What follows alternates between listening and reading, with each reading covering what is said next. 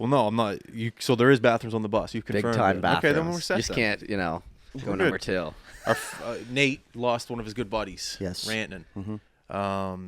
Very, very sad moment. I'm going to play a song that kind of...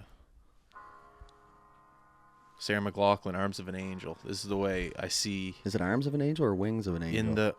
In the arms of an angel. Oh, yeah.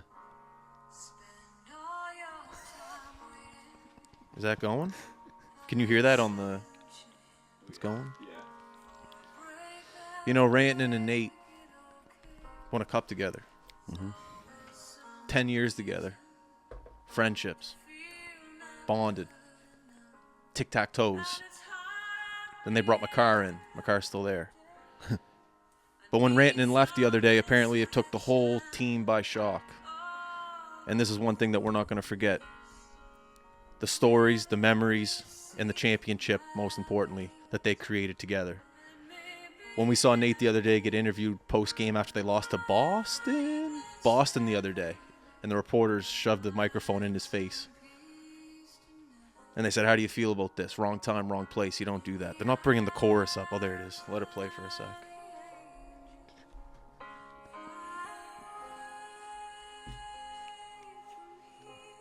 All right, that's enough. It's a great tune, by the way. Absolutely brutal. So there's so many rumors out there about the number.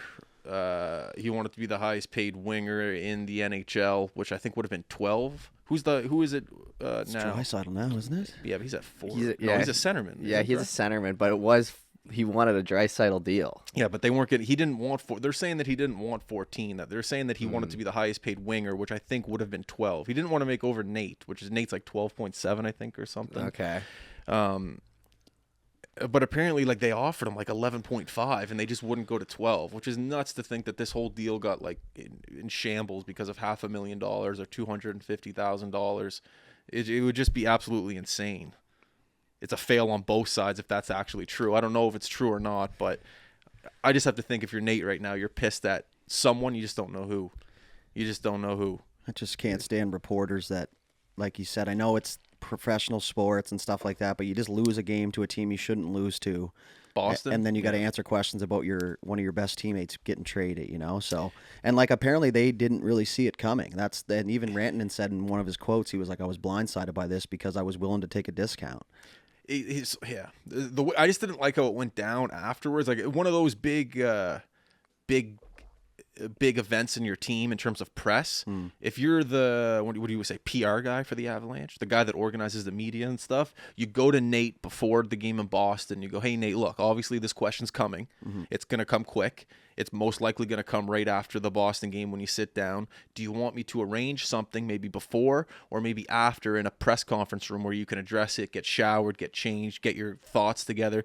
I don't know, just to jam the guy with questions right there, right after the game. The guy barely took his shoulder pads off, and it's like, hey, how mad are you right now about Rantanen leaving? And the guy's just like, well, I obviously don't want to talk about this right now. I don't know. I just would have went about it a little bit differently. Not that he didn't answer. He answered the questions great, as he does. He's a pro. Most guys did. But I don't know. I just would have maybe set up something. Like, in the playoffs when they send them to a room, like a podium. Yep. I don't know. Maybe something like that I just would have arranged. Like with the hot stove. With him and Makar. So it's just like, all right, boys, get your gear off, shower, get your suit on, get your thoughts together, go up on the stage, answer the questions. Rather than just like, all right, Nate, what's up, man? What happened? You didn't want him here? I don't know. I didn't like how it went down, but it's a tough one for sure. And Colorado, I don't know.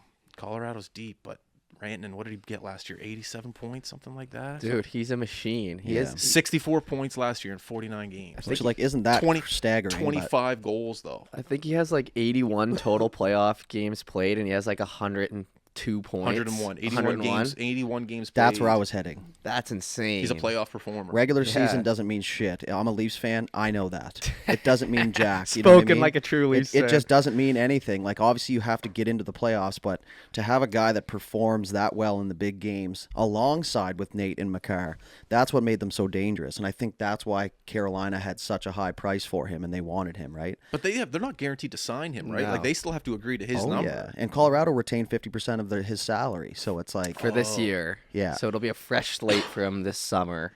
Yeah. So it's basically a rental Yeah. to see if they want to sign him. But Carolina has a bunch of UFAs coming up, so they're going to have some cap space at the end of this season.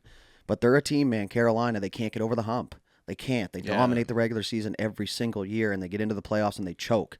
That makes sense as to why they would want a guy like Rantanen. Yeah. It sucks for Colorado, but at the end of the day, this is a business, fellas, and we love Nate. And one thing I'll say is, in the moment, your adrenaline, you know how it is after hockey.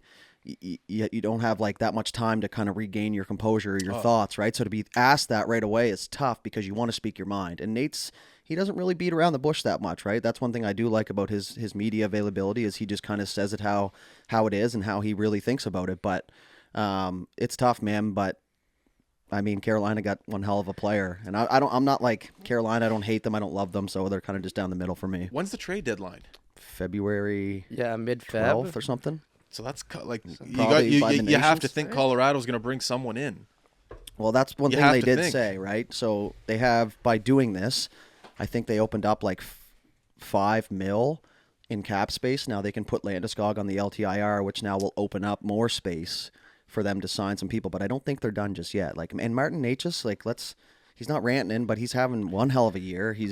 I only know this because of fantasy hockey, and somebody has him, and he keeps beating me with him. But he's having a great year in Colorado, and I think I don't even know if he was on the first line. Like he just, he's going to help out, and he already made an impact in the first game. So You just have to bring someone in for Nate. Sorry, he's in his prime right now. Makar in his prime. Well, he'll be in his prime for a bit. These are prime years in Colorado. You just can't waste this year. But it was Rantanen's prime too. But that's the thing. problem. That was yesterday. That was a lifetime. 2 days ago when he got traded. That's at the end of the day. If you're a professional GM, you don't even think about that now. It's like, okay, who do we get? What do we get? And how do we win a cup this year? These are prime years. You got to think about Sid in his prime. Think about Sid in his prime, and every single year they had a chance to win a cup. Nate's in his prime. Yeah.